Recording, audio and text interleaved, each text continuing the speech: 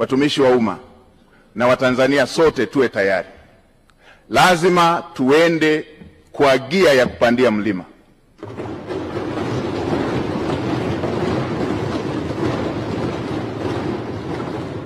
Lazima tuende kwa gia ya kupita kwenye bahari yenye mawimbi. Lazima tuende kwa gia ya kupita kwenye anga lenye mawingu. Lazima chombo kifike salama na watu wake wakiwa salama. Kwa watumishi wa umma wavivu, wazembe, wala rushwa,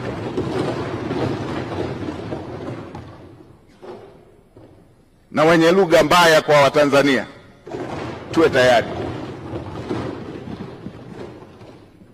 Wavivu wote, wazembe wote ndani ya ofisi za umma,